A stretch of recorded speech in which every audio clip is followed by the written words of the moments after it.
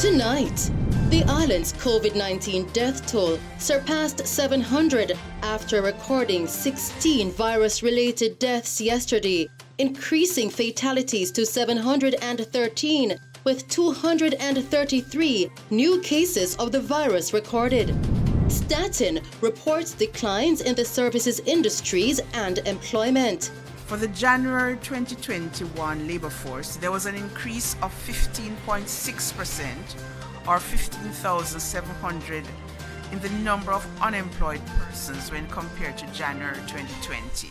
Activities in the services industries were negatively impacted by the COVID-19 containment measures. Still tonight, MP for Westmoreland Central, George Wright, is now an independent member of the House of Representatives and is expected to seek a leave of absence. And Tax Administration Jamaica will open select tax offices this Saturday, April 17 and Saturday, April 24, 2021.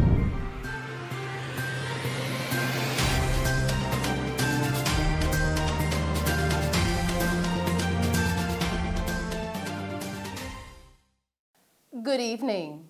Jamaica's COVID-19 death toll surpassed 700 after recording 16 virus-related deaths yesterday, increasing the total of deaths from the virus now to 713. The island recorded 233 new cases of the virus, taking the total of confirmed cases now to 43,473, of which 22,978 are active. According to the Ministry of Health and Wellness, 6 of the deaths were previously listed as under investigation and includes 9 men and 7 women. The deaths are 2 men from Kingston and St. Andrew aged 58 and 60, 3 women from Westmoreland aged 63, 73 and 87, 2 men from St. James aged 77 and 34, 2 women from Hanover aged 75 and 54, 2 women from Trelawney aged 47 and 56, 2 men from St. Catherine aged 67 and 80, a 69-year-old man from St. Anne, a 76-year-old man from St. Elizabeth, while a 2-year-old boy from Portland also died. The Ministry of Health and Wellness says the deaths occurred between January 12 and April 14.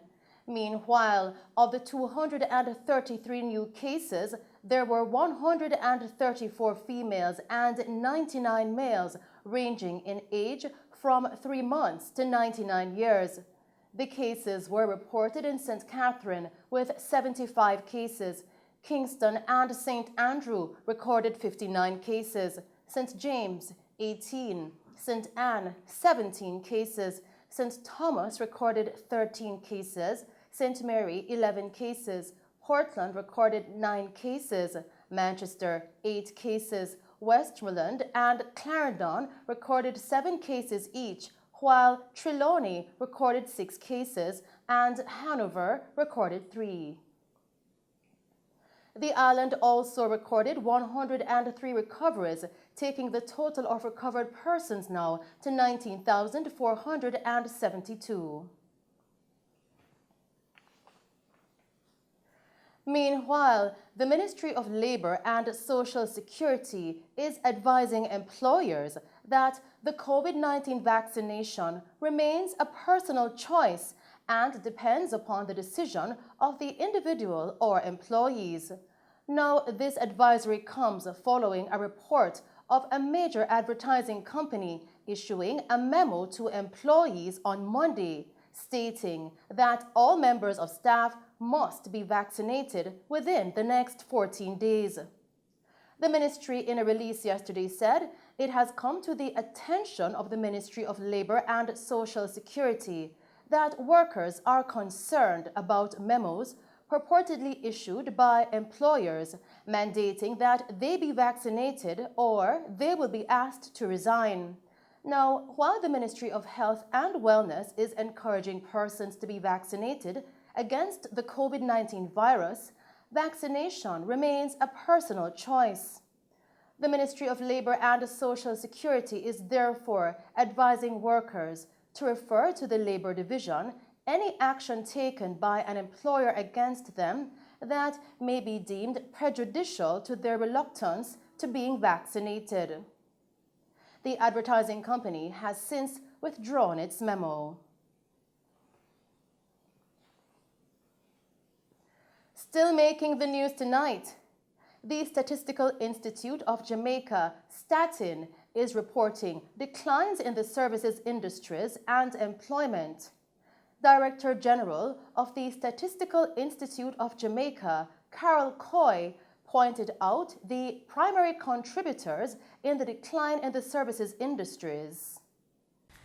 Activities in the services industries were negatively impacted by the COVID-19 containment measures and the decline in the global travel industry. The primary contributors to the decline in the services industries were hotels and restaurants, which declined by 53.8%, the wholesale, retail, trade, repairs, installation of machinery and equipment, which declined by 8.8%, the other services, and this includes the arts, recreation, and culture groups, which declined by 21.6%, and the transport, storage, and communication industry, which declined by 10.4%. Value added, however, in the goods producing industries grew by 0.2%, and this was mainly attributed to the increase in the output levels in construction, which went up by 6.3%, and mining and quarrying, which grew by 6.3%. However, we had declines in agriculture, forestry, and fishing and manufacturing of 7.2% and 0.4% respectively. The decline in agriculture was largely due to heavy rainfall in the months of October and November. Ms. Coy, who was providing details about the January 2021 labor force survey during Statin's quarterly digital briefing yesterday, said that the unemployment rate for January 2021 was 8.9%, which is 1.6 percentage points higher than the figure for January 2020. For the January 2021 labor force, there was an increase of 15.6%, or 15,700, in the number of unemployed persons when compared to January 2020. The number of unemployed males was 53,600, and this was an increase of 23.5%. The number of unemployed females increased by 9.6%. The unemployment rate for January 2021 was 8.9%, and this was 1.5 percentage points higher than the rate of 7.3% that was recorded in January 2020. The unemployment rate increased for both males and females. The unemployment rate for males increased by 1.6 percentage points to 7.6%, while for females, the rate increased by 1.4 percentage points to 10.4%. Looking at youth unemployment, the unemployment rate for youth, and here we're talking about ages 14 to 24 years, was 22.8%, and this was 3.8 percentage points higher than that in January 2020. The unemployment rate for male youth was 19.6% compared to 17.5% in January 2020. For females, the rate was 26.9% compared to 20.9% in the corresponding quarter of the previous year. Statin's Director General further outlined the impact of COVID-19 on the households and individuals. Since the July labor force, Statin has been fielding a module on its labor force survey to monitor the impact of COVID-19 on the labor market in Jamaica. Some of the findings were when we look at households, a little over half of the households in Jamaica experience a decrease in their income since March of 2020. So this is about 488,000 households. When we looked at the individuals, approximately 46.2% of employed persons indicated that since March 2020, they have experienced either a complete or a partial loss of income from employment. Of the total number of persons employed in January, approximately 22,000 or 600 or 1.9% of the employed labor force were absent from work during the reference week, and approximately 30% of these were absent because they were either temporarily laid off or absent due to COVID-19 related factors. Since the pandemic, work from home where possible has been one of the recommended measures to control the spread of virus. This survey found that 9.1% of total employed persons, which is about 109,100, spent at least one full day working from home or a similar location during the period. Of these persons, 55.2%, or about 60,300, were working from home due to social distance restrictions related to COVID-19. In other news tonight, Member of Parliament for Westmoreland Central, George Wright, is now an independent member of the House of Representatives and is expected to seek a leave of absence. Now, this move comes as Wright faces assault allegations. In a statement released today from the Jamaica Labour Party, JLP, it was outlined that following a meeting yesterday with Prime Minister Andrew Holness and the JLP's Parliamentary Caucus held to discuss the outcome of an earlier meeting between Mr. George Wright and the General Secretary of the party, Dr. Horace Chang. Mr. Wright will withdraw from the government Parliamentary Caucus in light of unresolved allegations circulating in the public domain that is causing deep concern to many Jamaicans and the Jamaica Labour Party, including its parliamentarians. Now, this means that Mr. Wright's status in Parliament would be that of an independent member. The government caucus also discussed the issue of Mr. Wright's attendance in Parliament and concluded that he should be encouraged to apply to the Speaker for leave of absence from sittings of the House of Representatives until the allegations in the public domain are resolved. Consequent to Mr. Wright's independent status in Parliament, Dr. Chang advised that the requisite organs of the party would promptly meet to discuss the matter of his membership in the JLP within the rules of the party and to determine next steps. The General Secretary also advised that Mr. Wright had not shared any information regarding the video circulating in the public domain, but acknowledged that allegations made against him are of a serious nature and were causing grave concerns for his role as a parliamentary representative and inconsistent with the principles, policies, and positions of the government and party. Prime Minister and party leader Andrew Holness said, quote, "Violence and abuse is endemic in our society and at epidemic levels. The government and party must demonstrate clearly that any act of violence must be unequivocally condemned and totally rejected. As we lead a national campaign against violence, it is important that our national leaders have the credibility and confidence of the people as we ask them to change their behaviors and attitudes," end quote. Continuing with the news tonight, the narcotics police are today reporting 2 major drug busts in the corporate area and St. Catherine within a 24-hour time frame, which led to 2 males being taken into custody. One is a boat captain, and the other is a member of the Jamaica Constabulary Force, JCF. Their names are being withheld pending further investigations. Now, in the first instance, at approximately 9 p.m. on Wednesday, April 14, detectives from the Narcotics Division and the St. Catherine South Police reportedly conducted a targeted operation in the Portmore fishing village along Dyke Road.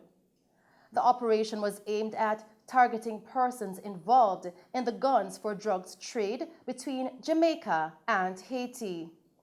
Now, during the operation, law enforcement officers reportedly seized a 9mm pistol, one .380 pistol, 11 9mm cartridges, 2.380 cartridges, approximately 5 kilograms of cocaine, $6,400, one 32-foot boat fitted with one Yamaha 75 horsepower engine and one Mercury 60, a Toyota Probox motor vehicle, and a Nissan Caravan. The cocaine has an estimated street value of $250,000.